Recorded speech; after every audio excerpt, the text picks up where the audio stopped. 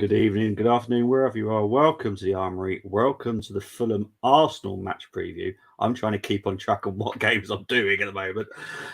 We've got the wonderful G with us today. How are you doing, G?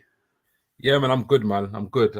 I've recovered from what was a pretty horrendous match the other night. Yeah. In terms of a spectacle, anyway. In terms of a spectacle, it wasn't necessarily what we're used to. But like I say, how we reflected the 2-2 draw away from home, bringing it back to the Emirates, we can get the job done. But yeah, I'm good, man. I mean, work's been busy. Yeah, juggling work, family, gym, all sorts. It's been a real hectic day. It feels like I kind of can't wait to just like, obviously I'm gonna enjoy the show, but I kind of can't wait to just kick up my feet and throw on a box set or a movie and just fall asleep in front of the TV. That's what I want to do tonight, man. But yeah, how are you, bro? That's what I was saying before. I'm just tired. I can't wait for the international break. I just need a few days off the show. I love doing the previews. I absolutely adore it. But with the games constantly, it's trying to fit everything in. Yeah. Because obviously on the Saturday night, I like to do something different. So that's why I'm doing Notts County Dorking. Yeah. It's just that's what I love.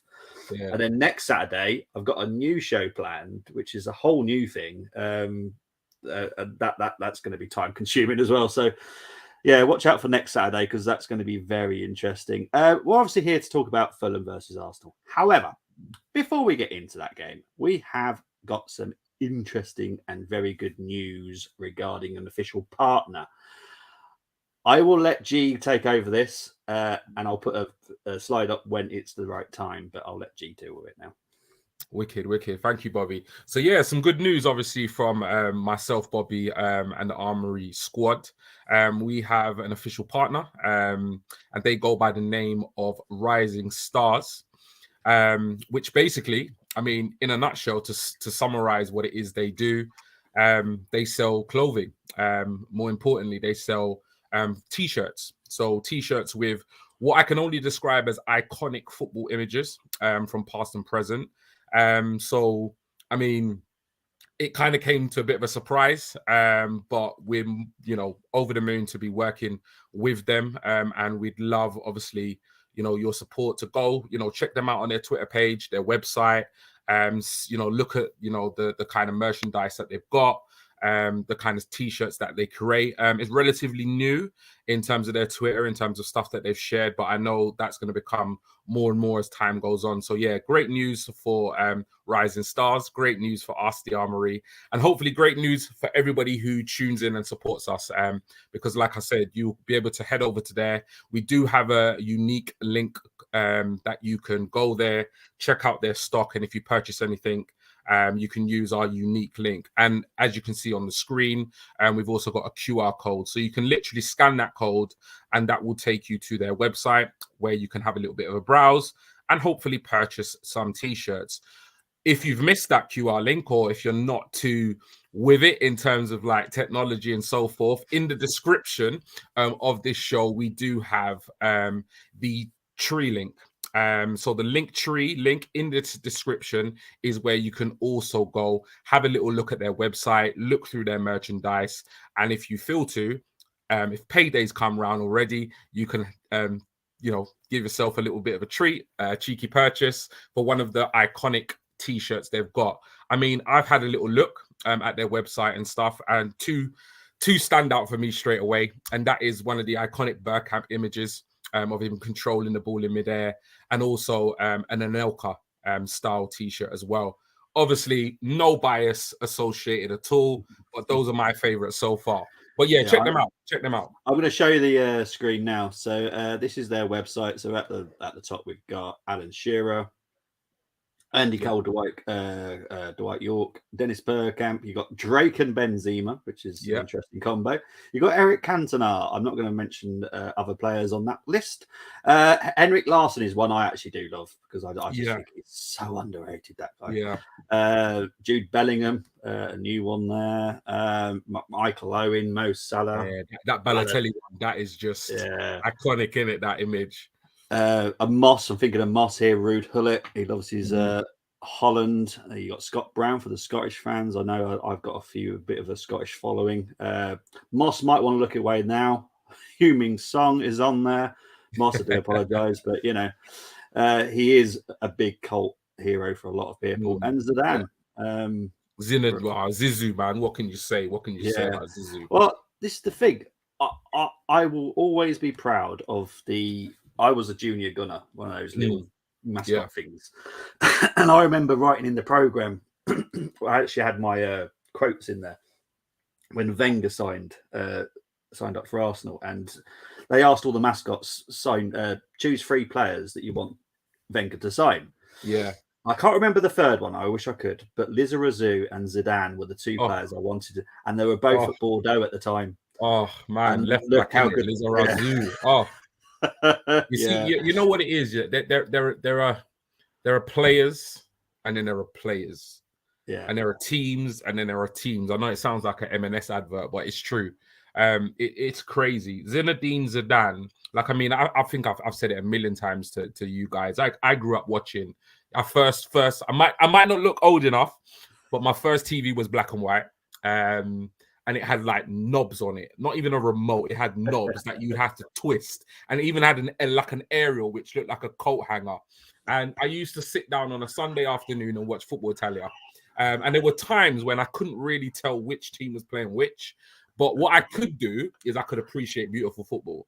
Yeah. And I grew up, as much as I am in love with Arsenal and as much as I watch the Premier League now, back in that day, I mean, we didn't have Sky TV, etc., etc. Yeah. I didn't really have the best of upbringing in terms of, like, having the money to afford Sky and go to games and stuff like that, which I've given my kids now, so that's all good.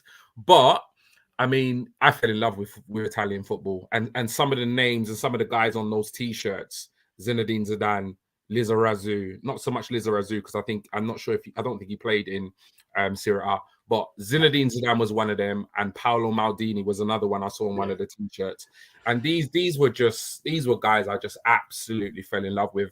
And one of my fondest memories, some of my fondest memories of football, is Zidane, either in a French shirt, a Madrid shirt, part of the Galactico side, and even Juventus. I mean, some of the goals I still remember the Champions League volley that he scored in the Champions League. Like, what a stage! What a player to score a goal like that. And I still remember how he single-handedly led France to win a World Cup in a squad that, yes, they had a very, very amazing group of players, but no out-and-out natural striker, really, to kind of top off that side. But he carried them through that tournament. So I've always said I've got a lot of favourite players. Ian Wright is my idol in terms of Arsenal players. I mean, Thierry Henry is up there. But in terms of, like, global football, Zidane is the man for me, like Zizou. I've never been more mesmerized by a player than Zidane. So, yeah, if I'm going to cop a T-shirt, which I'm gonna, it's probably going to have to be the Zizou one, I can't lie. Yeah, exactly. I just want to get some comments before we talk about the game a little bit. Good day, G and Bobby. Thank you very much, Mars. I don't get the shirt things. Mars, you can message me and I'll explain it. In Mossanese, as we all like to call it, with the way that you speak. I'll explain it as it's just a design. I actually quite like it, to be honest. I think it just makes it unique. Evening to Luke. Might have to get some, especially what's happened today. And I will say, obviously, Alex Scott and Alan Shearer have done the same as Ian right now. 100%. I rate it 100%. I mean, he's got Cole. There are other players on there. There's Eric Cantona's there. There's Dwight York and check out the website, bro. Check out the website. Cole, come on. There's a French game on in a bit. Rude Hullet, one Classico. Yeah, definitely. Yeah.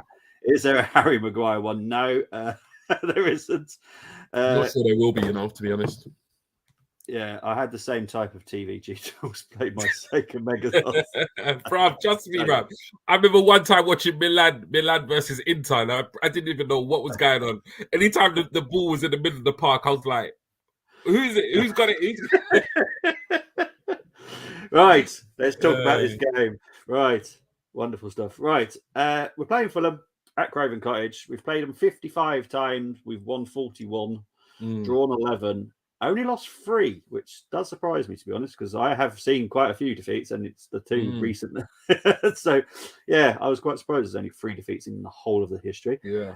How are you feeling about the game right now? You know what, Bobby? It's crazy because like before our blip, I was so confident, like so confident that I even said in one of our streams that, I think we will go on to win the Premier League. And I still stand by that because I do think we have everything. I think we've proven time and time again that 26, 27 games in, we're still 5 points clear. Every single narrative that's played out, has played out and has been dismantled. Even the most recent one that I think people need to not forget was when Jesus got injured, our season would fall apart. Well, I'd like to remind everyone we're still 5 points clear, which is where we were when Jesus got injured.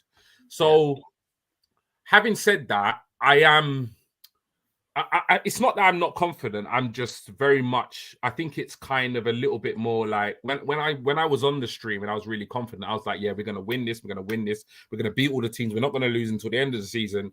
And I just think, maybe I was just getting a little bit carried away with myself. I just think it's important that we just respect all the teams that we're playing between now and the end of the season. I think this Premier League has proven time and time again that there are no easy games. You just have to take the Nottingham Forest draw with City. Although they didn't lose, it was an absolute shocking result. I don't think anybody expected it, particularly after beating us in our backyard. So I'm on the fence with this one, if I'm completely honest. I think we have what it takes to win the game, but I am a little bit nervous, not so much because of our performance or given our form, just because of the mounting injuries we have in the top half of the side, like the offensive part of the team. I feel like we're going into this game quite light in terms of like options up front. The options we're going with up front are not our best, and I don't think we're going to have very much on the bench in terms of, if we do need a bit of a push or we need a bit of an impact from the bench. It concerns me that we're going to be very light in that department.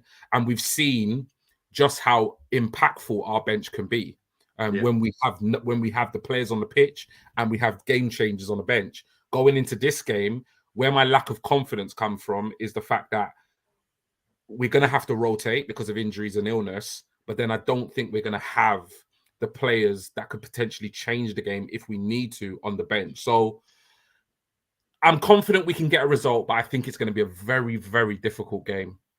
Yeah, as you know, I'm doing the watch along. I'm not looking forward to it, but I'm a little bit confident about it. I don't know why, which is unusual for me. But what I'm also worried about is I do a lot of 0-0s. I've not had a 0-0 for a while. I've got a horrible feeling one's coming up, and it won't be tomorrow. This is not going to end 0-0. Well, I hope so. Just want to quickly get into the comments because there's some building up. Surprisingly, one of my favourite players growing up. That's because you had taste, Cole. I don't know what happened to you ever since, but often overlooked by a lot of correct. non-Arsenal fans. Like neutrals tend to overlook him, but absolute brilliant winger. Yeah. Spot on. I'm not, because you're gonna make me say it, and then you're gonna clip me and trick me. So no, I know you, Cole. I would be pleasantly surprised if we won on Sunday. I think we'd do well to get a draw, considering how little options we have. Yeah, because the bench last night was very weak. Tight 2-1 for us. Do you think Eddie will be ready to go? Not that I've heard of. I have to be honest. No. Same with Trossard as well. He's out until at least the international break, I've heard. Yeah, I think Fulham are getting us at a good time. Potentially. Yeah, didn't they lose last weekend though? Yeah, they lost to Brentford in a pretty. Yeah, it was a pretty close game. It's a good game. Yeah, very good game. Very close, close contested. I agree with what Luke has said. Was it Luke that said that? Yeah, I agree with what Luke has said to a certain extent. I think they're getting us at a good time in terms of the condition of our squad based on the injuries and illnesses that we've recently had. In terms of form, I'd somewhat disagree because I think we're in great form in the Premier League. I don't really pay too much attention to the Lisbon game. We were heavily rotated. It was a bit of a below par performance for me. But yeah, I get what you're saying. I agree to a certain extent. Good time in terms of where our squad's at, particularly offensively, but we're in good form in the Prem. So I think carrying that confidence, that's the part of me that's confident, is the form we're in. What makes me not confident is the state of our attacking options. Yeah, exactly. I'll let you know later, Moss. I've got 2 games this weekend that I'm covering. I'll let you know at the end of the show. Jesus has Tross out. I think Jesus will be on the bench tomorrow. I'll be perfectly honest. That's my inkling, is Jesus will be Unless you're Tony. So yeah, Tony. Yeah, I'm trying to think how many people went for Jesus. I think it was literally just Tony. I think it was. Yeah, well, because I got 7 squads to go through today. There's quite a lot actually in the end. But it is going to be time for my new segment, which I did the other night, and we're going to do it again tonight.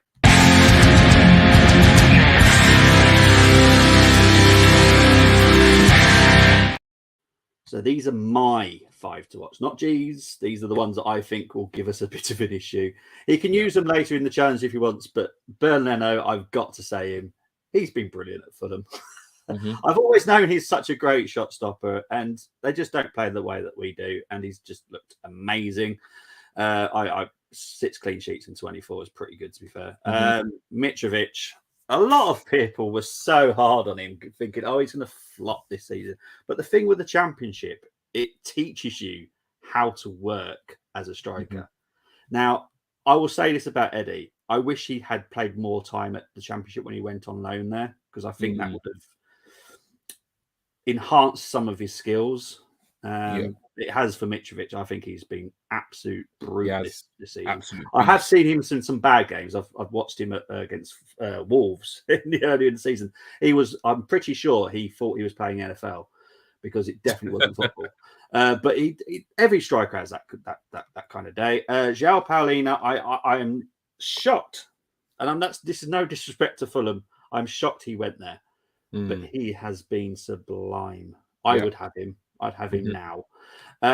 Anthony Robinson, the guy that was linked with Bayern Munich, I can start seeing why now, because he is very good. I don't know why I've put left wing. I do apologise, Anthony. I know you're left back. For some reason, I was just obviously in a bit of a rush. And Manolas Sonoman. Now, I need to give you a bit more details about these appearances. Yes, it's 8 appearances and 4 goals, but only 1 start. And he still managed to get 4 goals.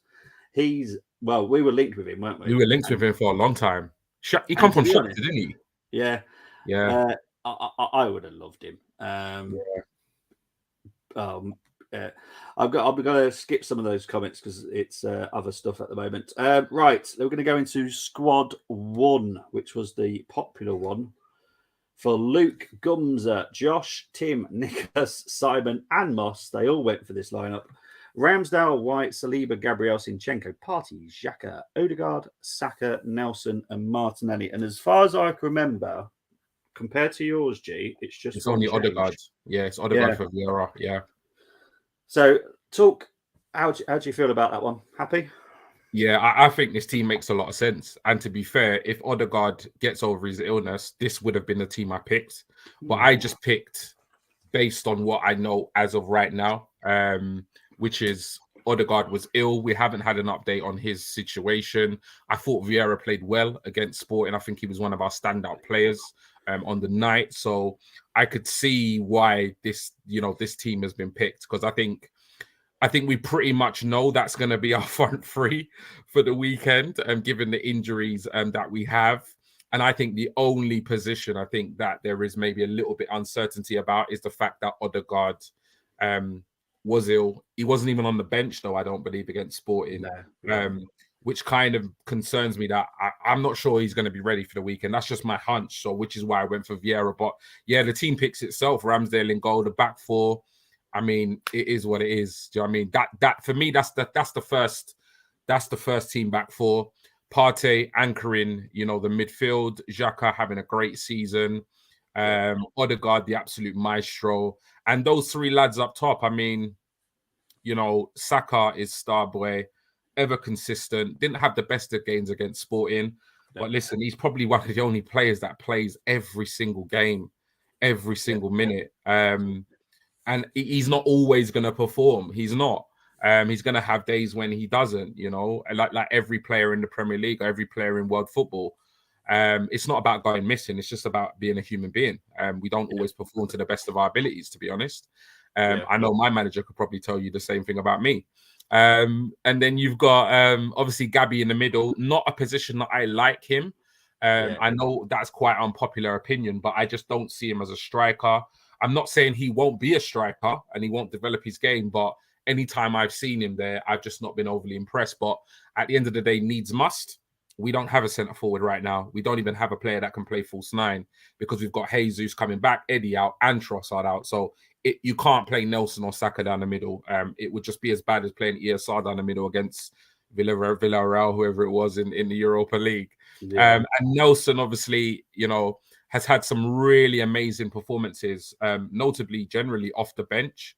So it'd be nice for him to get a start and actually put in a top performance and potentially win us the game from a starting position. So yeah, man, the team makes a lot of sense. The only change for me was obviously Vieira, because I don't know what's happening with Odegaard. But yeah, that team for me, I can see why so many picked it, because it makes sense. Yeah, and here is your team, and Carlos also went with your team. Now, I would like you to do me a really big favour, because today on the Twitter sphere of Arsenal, everyone is having a go at Vieira. Now, I don't know what people saw last night. I don't know. They're on about the price tag. They're on about that he's never going to be filling his potential. And I'm like, what are you guys watching? Because he, for me, was man of the match last night. Yeah. You know what it was, yeah? I think it was simply because of the performance of the whole team, and the fact that we didn't win the game. I think a lot of people's opinions are based on the team's performance, and a lot of it is based on the result. Because I'm with you. What I watched, he was levels. His performance was levels above the rest of the team. Yeah. For me, there were 10 other players, maybe 9 other players on that pitch that you could have possibly questioned in terms of how they performed. But Vieira wouldn't have been one of them for me. He, alongside Saliba, as we said in the reaction show, were the kind of standout performers. Maybe the cameo from Tommy was up there as well, but obviously he did it for a longer period of time because he started the game. So I don't understand it, And to kind of talk about the fee, I mean, let's be honest, 35 million, whatever it was that we paid for him, is absolute peanuts. Just to kind of put that in perspective, Anthony Gordon went to Newcastle for 45 million. Thank you. So, I mean, I don't know why anybody is squabbling or having a meltdown about the fee, because in this market, in today's market, 35 million for a player of Vieira's ability is a no-brainer. It's an absolute snip. And even if he were to go on and not have a successful career at Arsenal, you'd easily recoup that back. In terms of if he's so young, his ceiling is still very high. If he didn't make the grade in the Premier League, he would easily go to the Portuguese league, the Spanish league, the French league, and walk into a side and absolutely dominate that level of football. Because let's face it, it's not the same intensity, physicality as the Premier League. So for me, the fee is it's not even worth like a debate, to be honest. Like it's absolute peanuts in this market. And I think we do need to take into consideration his age. He is very young. And this is his first season outside of Portuguese football. And I mean, if you look at his stats, I don't like to go down the stat route, because I'm very much, I say what I see. But if you look at his stats, I think it's something like in 12 starts or 12 appearances, he's got 6 assists and 2 goals. I mean, that's not shabby. You know what I mean? Like, somebody actually tweeted his stats, and I was actually surprised they were that good. And he actually got an assist last night. He was the reason why we scored actually one of those goals. Put it on the plate for Saliba to head home. So I think it's just the nature of the new generation football fan. I just think it's the nature of certain sections of the Arsenal fan base. We always have to have a scapegoat. We always have to have a reason why we didn't win the game, or a reason why we're not doing as well as we can be. You know, Gums, I know, will definitely say that, because he's always backing the boys, particularly the likes of Nelson and Eddie, and always talking about that narrative of always having a scapegoat. And I never always believed it, but I do think it's true. I think as a fan base, when we don't win a game, we look for a reason as to why we didn't win the game, and that usually ends up a particular player or player's fault. And for some reason, I've seen it as well. I just not entertained it on Twitter. There is a narrative out there that Vieira had a bad game, and that he's a flop. And I'm just like, put it into context in terms of what he's cost, how old he is, and actually analyze his performances, where he's had very limited minutes as well. I think people with bit more level of maturity and common sense would probably have a very different opinion, in my opinion, because I'm not saying he's had a phenomenal season, but in terms of when he's played, he's done well. The thing is, he is a little bit lightweight. We know this, but at the end of the day, he's just still transitioning from playing in the Portuguese league to the Premier League. And some players do it like that. Some players take a little bit more time, but if you can't see the quality that this player possesses, then I'm not sure football's for you, man. See, the thing is, and I'm not going to say who it is, but this guy is actually a journalist for Arsenal, and he's the one that started this narrative last night. And I'm like, what are you watching? Why are you using him as a scapegoat? It was a bad performance last night. I'll get that. Yeah. But don't blame one person who, for me, was the better player on that pitch. Yeah. And the problem when it's this type of person that's got quite a big following, they all listen to it. Yeah, of course they will. And it's like, this is dangerous. I don't like, you're entitled to your opinion. You're very entitled to your opinion. I guess that we all would disagree on this channel. Yeah. Tony will disagree with us about holding. It's just, but we're not going to put the narrative out there and put this person basically on a noose and to say, this is the guy that's being blamed for this. Yeah, not going to happen. That's out of order. It's not going to happen. But it was. It's a weird one, because I expected it to be. I expected it to be Kivior. After watching the game, I thought it was going to be Kivior Turner or Turner and Kivior, one of them or both of them. But yeah, I was gobsmacked that it was Vieira. And I saw it a lot on the timeline today, but I just kept scrolling. I just ignored it because I just thought I just can't. I like you, it annoyed me, it frustrated me. I don't think I saw the journalist that you're on about. So after the show, message me and I'll take a little look. Yeah, and Moss knows who I'm on about. And he's he definitely knows. I will definitely let you know after the show. Right, this is Tony's one, and I will explain. He is not the only one that's chosen holding for a start. And it is to do with Mitrovic. I've seen his reason. Yeah, I saw his reason on Twitter. So he's gone for Ramsdale, White, Holding, Gabriel, Zinchenko, Partey, Xhaka, Odegaard, Saka, Martinelli, and Jesus. Obviously, if fit. I still wouldn't play him if he was fit. I'd just give him give him 30 minutes or something.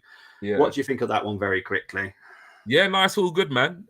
Keeper picks it, Ramsdale picks himself, England #1. Obviously, back four. Yeah, I mean, it makes sense. I wouldn't pick Holding personally. I'd pick obviously Saliba and Gabriel. I think Tony knows that already. At the same time, I get it. Holding is more of an old-fashioned, traditional centre back.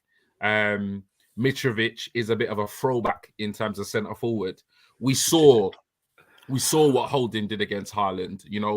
Give credit where credit's due.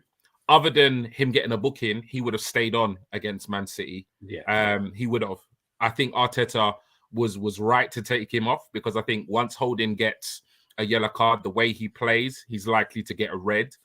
But let's not forget, while he was on the pitch, he pocketed Haaland. He did. Yeah. He really, really did. So I understand where Tony's coming from. I think there are certain games and certain opposition that are more tailored and more suited to Holding. So if, with Mitrovic and the way he plays, it makes sense. Both Gabriel and Holding, for me, are kind of more physical centre backs than Saliba. I'm not to say Saliba's not a physical centre back, Yeah, but I think that's more of the kind of nature of their game. They like to, they like that battle with the centre back. They like to get in the centre back's face. Saliba at the moment, not a criticism, but he's a bit nice. He's a bit nice. He's for me, the way he plays is how he's on the ball. Very composed, very nice, very stylish. I haven't really seen that kind of real mean kind of competitive streak in him that we know Holding's got, that we know Gabriel's got. So yeah, for me it makes sense. I don't think it's what Arteta will do. It's not what I would have done or what I would do. At the same time, I get it. If you're going to play Holding, that is the type of opposition and player you'd play him against. Midfield is the same, bar obviously Odegaard, and I'm with Tony. And yeah, I'm with Tony in that.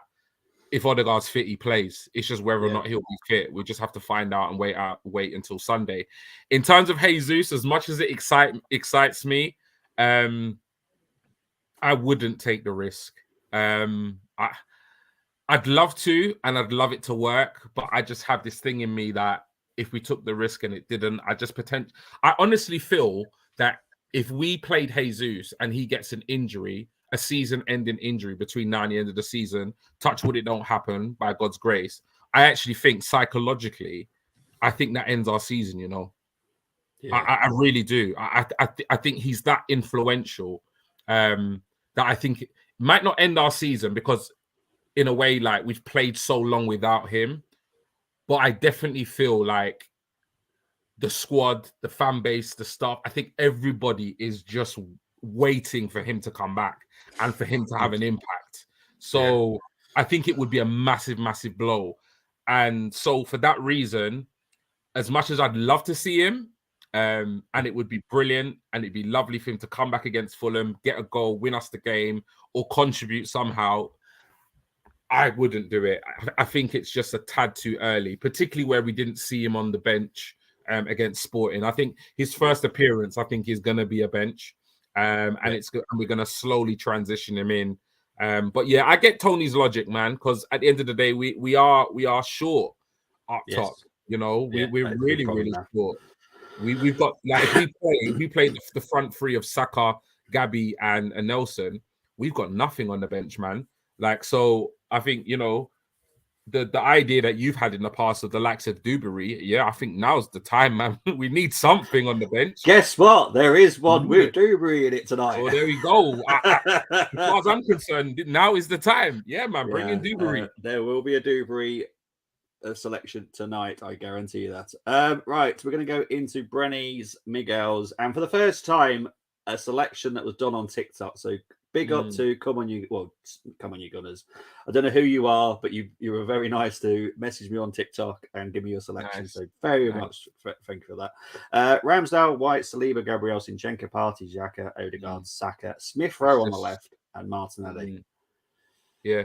For me, it's just Smith Rowe. That's the only change I can see from the previous lineups or the ones that we haven't covered.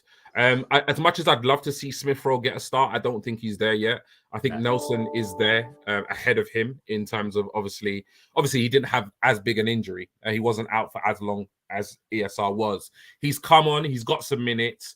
But I think it will be the same against Fulham. It will be the same against maybe Sporting and even Palace. I think the aim will be to give him minutes in all those 3 games, get the international break under his belt, and then potentially be in a position to start a game at the end of that. I think it's going to be too soon for him against Fulham. But if he starts, we back him and we hope he can contribute. But for me, I think it'll be a tad too early. Yeah, I totally agree. This is Canna's. He was nice enough to do it whilst he was in Barcelona. Yes. And Jonas also went for the same team. Ramsdale, Tomiyasu, Saliba, Gabriel, Zinchenko. It's pretty much the same apart from Tommy. Apart from Tommy. Yeah. So, and I get it. I get it with Tommy because he's had some shockers in recent weeks when he's come on. But also, one Arsenal fan reminded me. I can't remember who it was or who I had a conversation with. But we got to remember that Ben White had a shocker against United. Tommy came on and absolutely pocketed Rashford. There's still a player in there. He probably is just lacking a bit of confidence. Had limited minutes, so he's not just turned into a bad defender or a bad player overnight. So yeah, he came on against Sporting, and I was impressed. I was very impressed. It's been a level up in terms of his recent performances. So I think there's a very good argument to say that Tommy probably deserves and warrants a start against Fulham, because Ben White didn't have the best of games. Tommy came on and he did make a difference. He got in some really good areas. Defensively, he was tight. So yeah, I can't argue with that. If I see Tommy's name on the team sheet against Fulham, happy days. Right, I'm going to take this one off because I know the next one is very different. So I'm going to skip one and go back to one in a minute. This is what King did. He went with Ramsdale, White, Saliba, Gabriel, Zinchenko, Jorginho, Partey as a box-to-box midfielder, which I actually still think we should try at some point. Yeah. Odegaard, Saka, Nelson, Martinez. So it's pretty much the same, apart from a little bit of a twist in midfield. Yeah. Do you want to talk about that little twist? Yeah, I mean, it's something we've discussed before, isn't it? Like, we've had previous teams where people have spoken about, playing Jorginho in that kind of anchor role and giving Partey the freedom to play in that number 8 position that Xhaka has done, so well for us this season.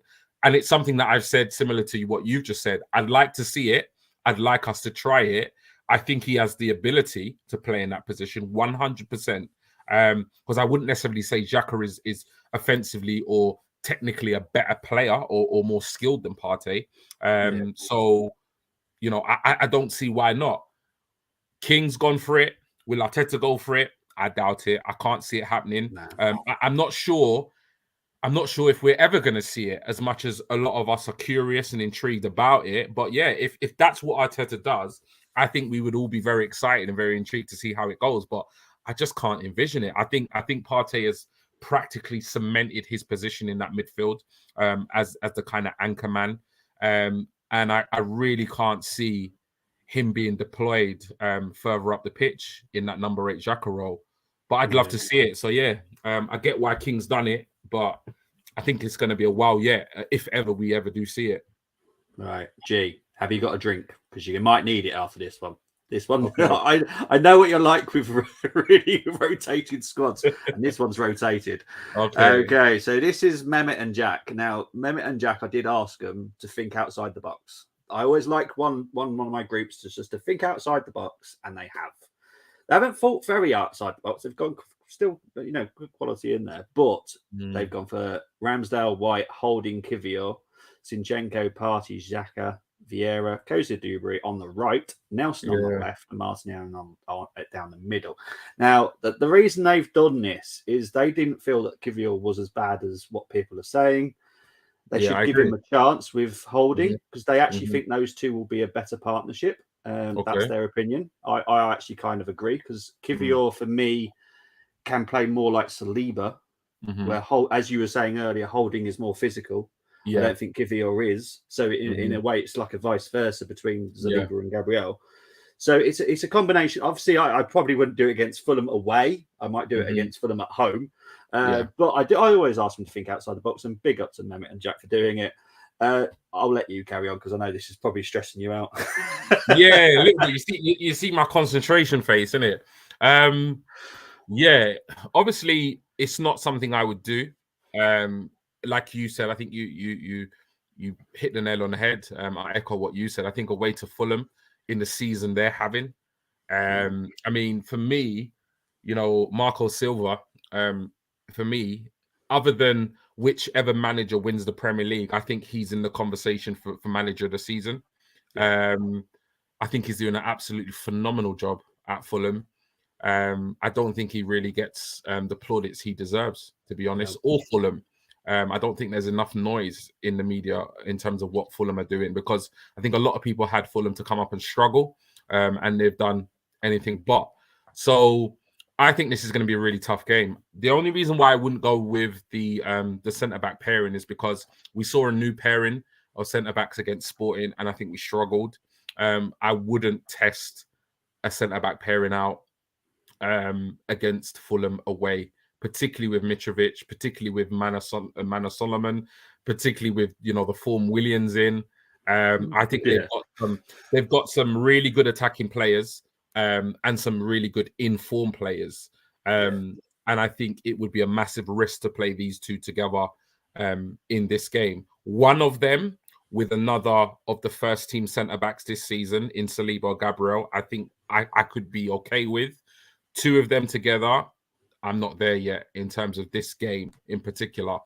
Vieira, I mean, you saw, I had Vieira in my side. I have no issues with him deputizing for Odegaard if Odegaard is out. I think if Odegaard's fit, he plays. In terms of the front three, I mean, I think there's a massive argument that Saka does need rest.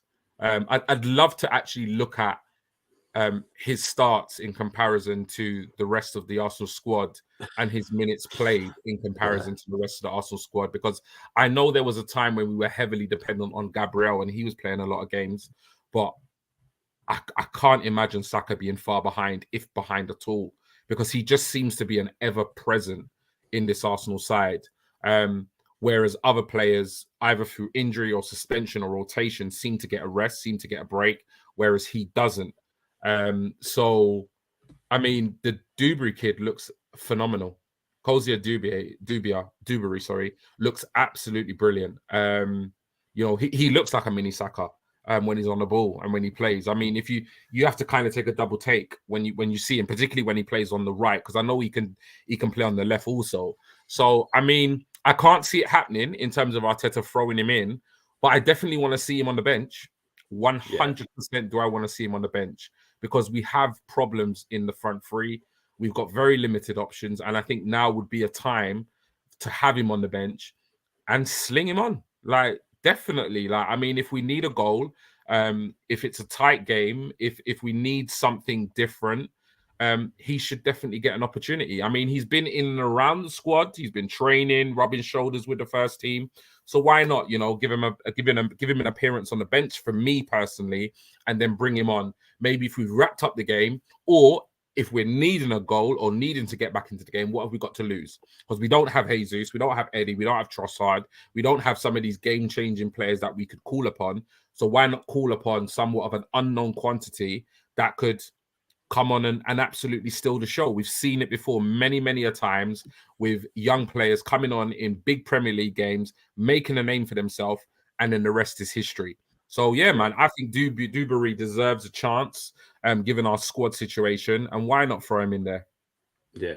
I've just quickly, whilst you were talking about the squad there, I've actually looked to see who's played the most minutes, and Gabriel has played the most. Yeah, I knew he's up followed there. By Saka, followed by Saliba, followed by Xhaka. I knew he was up there. I knew Gabriel was up there, but I could... What's the difference between minutes played? Does it say? It's massive between Gabriel and Saka, actually.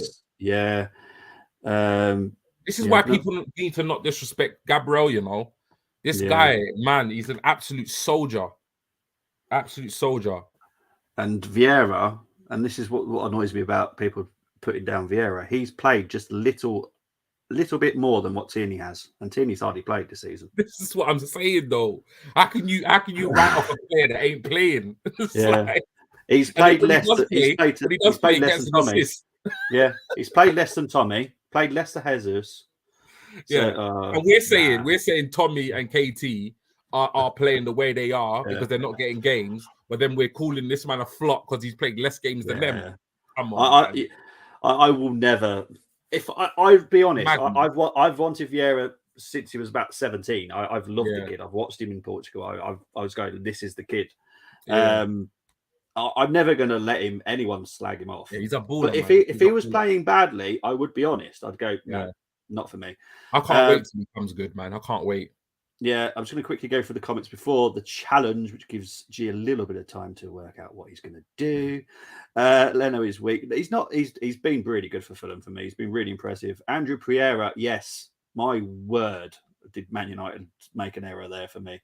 Tim, I'll never like him. There's something about him I just don't like him. Odegaard will suck it up.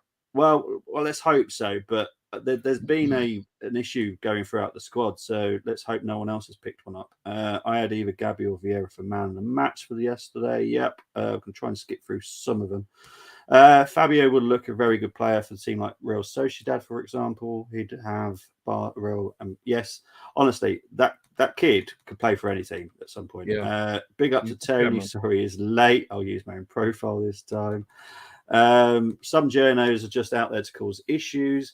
See, I get that, but this one actually is an Arsenal journo, and that really knocks me because unfortunately he's got a massive fan base, and they're going to listen to him because he's an Arsenal journo, so they think that he knows everything. Forgets that he actually gets paid to not say certain things. So there we go. I know you get it, G. That's all about his squad. White look exhausted. Yes, he did. He looked very exhausted, I have to be honest. Yeah. I know you said something about subbing him off. Oh, I hate right back subs. It really does me head in. Right back for a right back. But if they're having a bad game, I get it, or exhausted, I get it. And this 5 subs rule, I suppose, is a new thing, which I'm still learning that maybe that is what happens nowadays. Big up to on the 29th of July. I'm not going to say that, but I'm going to leave the question up there and I'll let G, because I don't trust people. They're going to clip me. So I'll let G say it. Is it time to put money into Arsenal winning the league? Boy, I don't know. It depends if you're a betting man or not, innit? Yeah, exactly. I'm not going to say anything until April. I've moved it back a little bit because there's just a lot that can happen, because obviously our squad's become thin again all of a sudden. Like all of a sudden, we look like that was it. We've got all the strength in depth in the world. Now all of a sudden we're in the bare bones again. I do understand it. It just annoys me because I'm a right back. I would hate coming off as a right back unless I'm having a bad game. I just would never expect to be substituted as a right back. It's normally a winger or a midfielder, tactical substitution. But yeah, it's just something I'm not used to. I'll get used to it eventually, I'm sure. And was talking about different games. So let's go into the challenge for G. Here we go.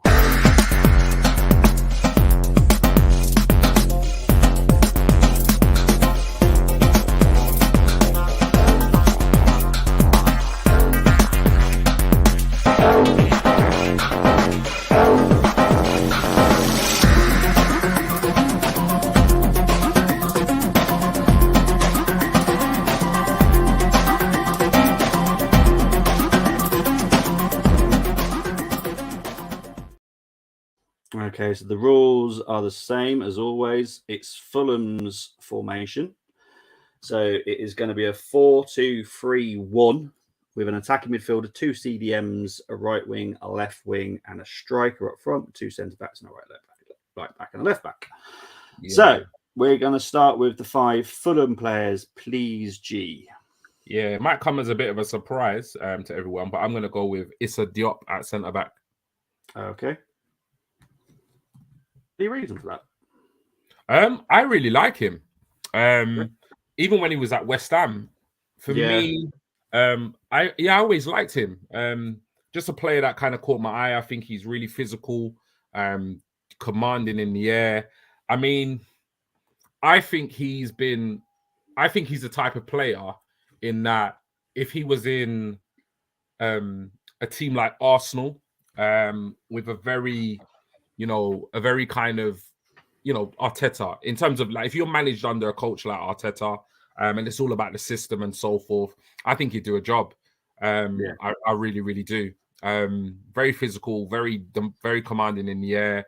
And I think he's a decent centre-back. I was impressed with him at West Ham. I was a bit surprised he left West Ham to go to Fulham. Literally what I was thinking, I didn't really get the move. Obviously, looking at the league table now, I mean, you could say it was a good move. West Ham are fighting relegation, Fulham are pushing for Europe. But at the time, I was a bit like, okay, you've West Ham, in Europe, and Fulham are promoted. I didn't really get it, and I thought there were teams in the Premier League that could have done with him, and it could have strengthened their team. So he's a player that it's not always about like shiny toys and attacking players. He's a player that I liked. Even when he was at West Ham. So for me, he was one that I was always going to put in a combined 11. Not for everybody, but I think he's quite a decent centre-back. I do. Second player, please, mate. It's got to be Paulino. Okay. Let's see if I can get this right the first time around. Probably not. Yeah. got to be him, man. He's having an absolutely Polina. He's having an absolutely phenomenal season. Yeah. Yeah, just if he's at Fulham next season, I'll be gobsmacked. Yeah, so would I. I'll be gobsmacked because he's phenomenal. I've seen him in some of the biggest games against some of the top 6 sides, and he's been the best player on the pitch. Yeah, that's why he was one of my 5 to. Honestly, I'm shocked that he signed for Fulham. It's no disrespect for Fulham.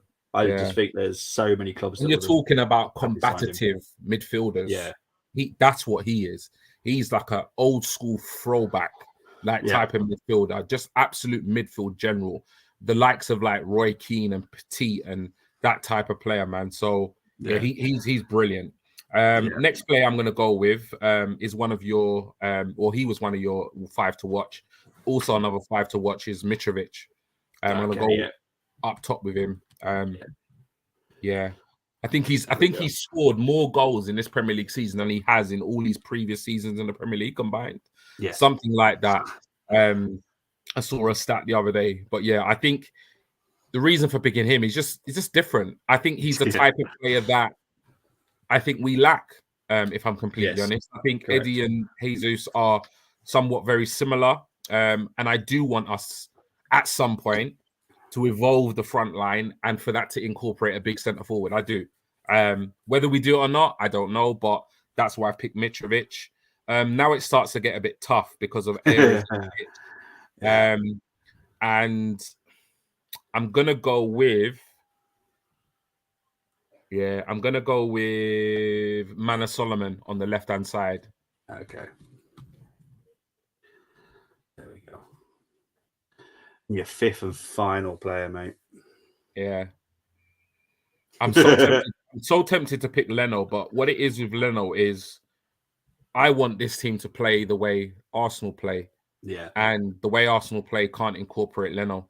For me, quite similar to the really quick kid at left back as well. I'm not sure he can play that inverted role well. So the player I'm going to select, oh man, the last player, geez, it's going to have to be, it's a hard one.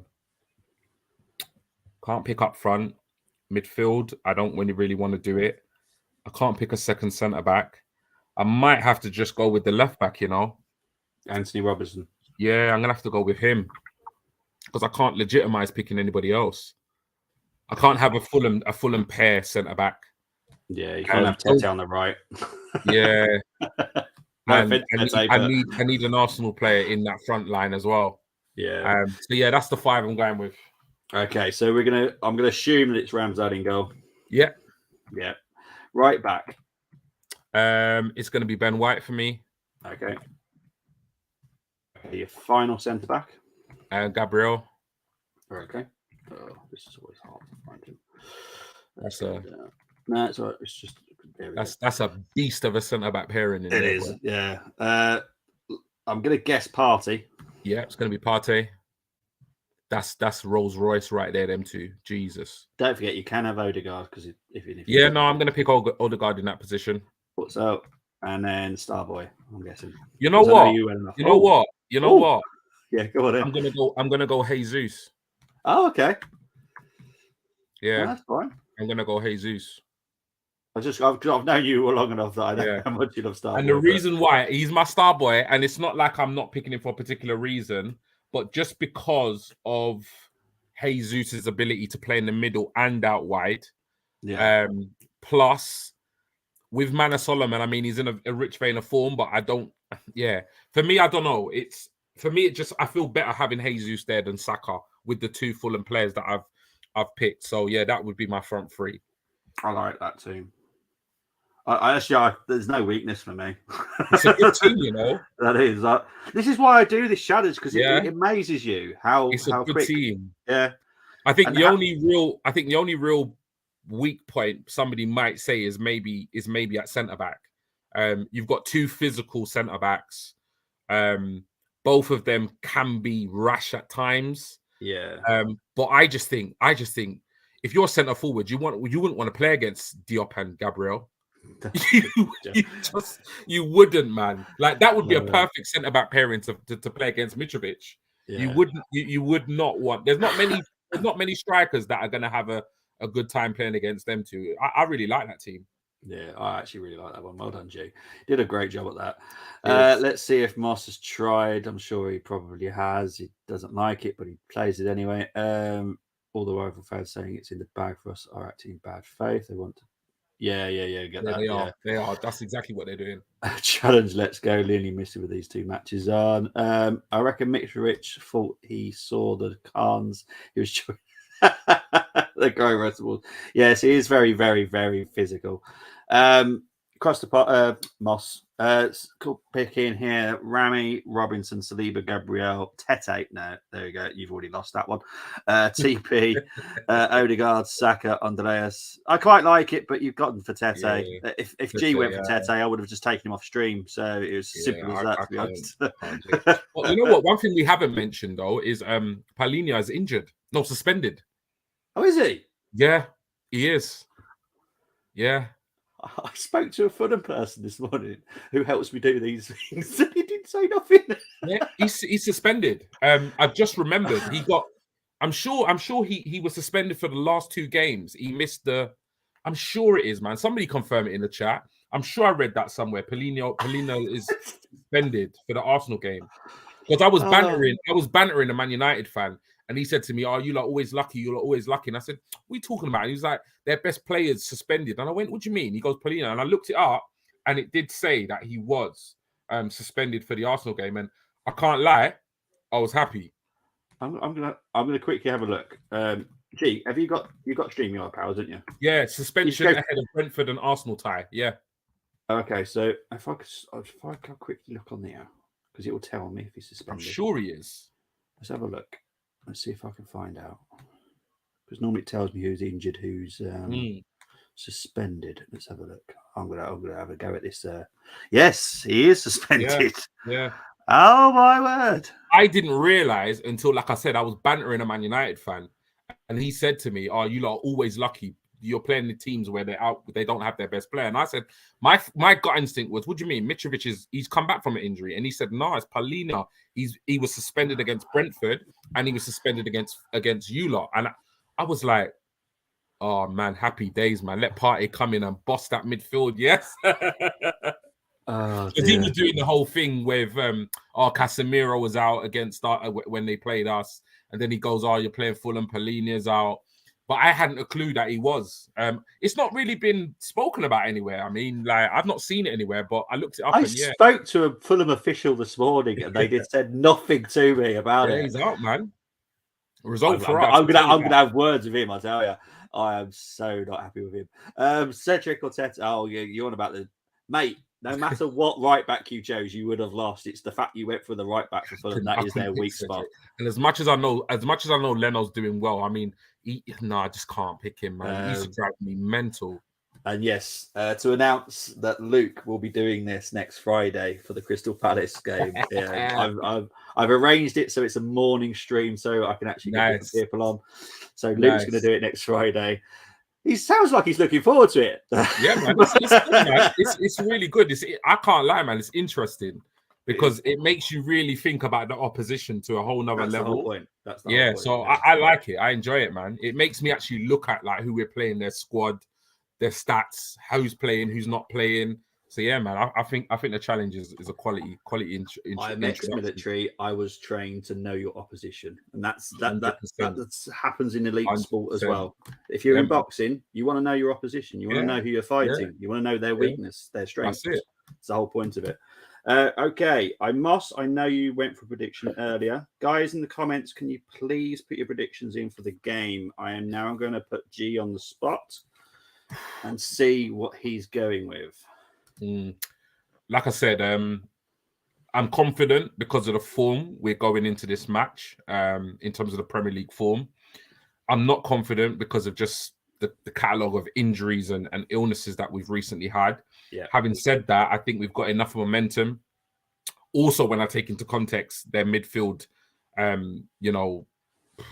whatever commander, whatever you want to call him, is injured. Suspended. I think that's a huge boost for us in that midfield. And I think you dominate the midfield, we can definitely win this game.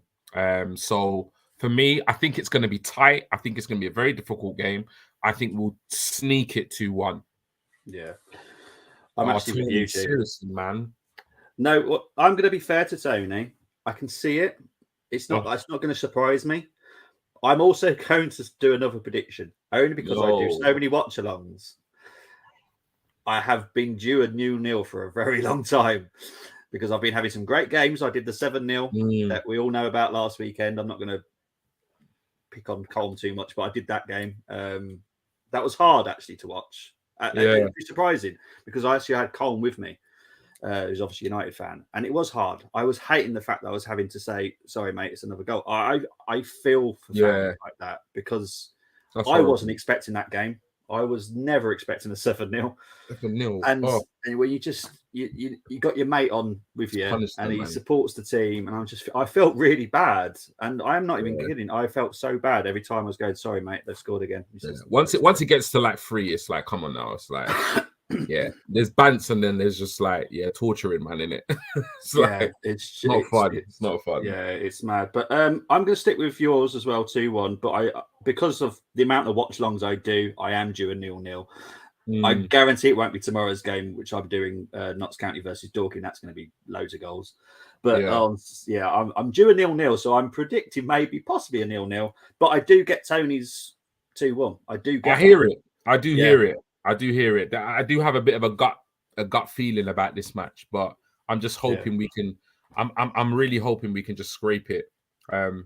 City have got Palace tomorrow, innit? Yeah, could be an interest. Are they at the Etihad or Selhurst? No, it's away. Selhurst. Oh, they're in wretched form though, Palace, man. Absolutely. There are rumours today on the timeline, innit, about Patrick Vieira being under pressure. So, I kind of get it though, but. Yeah, I do. I think they're only 3 points above the drop. I think, or 3 points away from the scraps. So. But for Palace, it's always been need someone to put the chances away. But I do think. Well, mind you, I'll leave that till next week because I actually do have a Crystal Palace fan coming on next week for a preview. So we'll leave the Palace talk till next week because I've got one coming to join me next week. So that'll be a good chat. So join me for next Friday for that one, 7:30 with the Palace fan. But G, where can everyone find you, mate, before I have a coughing fit? Yeah, man. Always a pleasure doing streams with you, Bobby, man. Trust me, I really do enjoy it. But yeah, where you can find me obviously on here on the Armoury, YouTube. If for whatever reason you haven't liked tonight's stream, please do. If you haven't subscribed, please do. Spread the word as well. I mean, it's all about kind of retweets, likes, and stuff like that. But if you watch the show and you watch the show regularly, and you know other Gooners, which I'm sure you do, just let them know who we are. Take their phone off them, press subscribe, and get them to turn on the notifications and tune into our shows. But yeah, in terms of me interacting, I do all my interacting mostly on Twitter. GTalks is the name, and the @ is on the screen, which is GTalks Arsenal. So if you use Twitter, or if you want to interact with me on Twitter, then give me a follow, drop me a DM, I'll follow you back, and then we can talk Arsenal or football on there. Yeah, exactly. You'll find me here. I feel like I've been on here like the whole week. You live on stream, man. I feel like I do. We were even on here earlier as well, having a meeting. Backstage. So it does feel like we live on here, but I don't. I will be back tomorrow to do the Notts County Dorking Wanderers, which is National League for anyone that doesn't know. Honestly, the top two right now is fierce. The amount of goals they score is just brilliant. I love National League. It's my favourite league to do. I will then be back on Sunday to do the Fulham Arsenal watch along, and then I'll be back with Gumza after for the reaction. And then I'll be back a lot next week as well because we've got 2 games next week. So I'll be back a lot. I will have a break at some point. I will have a break at some point. But yeah, it's just mad. Thankfully, we have got an international break coming up. I think we all need it, to be honest. Yeah. But guys, thank you ever so much for tuning in. Yeah, man. And as always, before we go, come on, you Gunners, please. Take care, everyone. Bye-bye.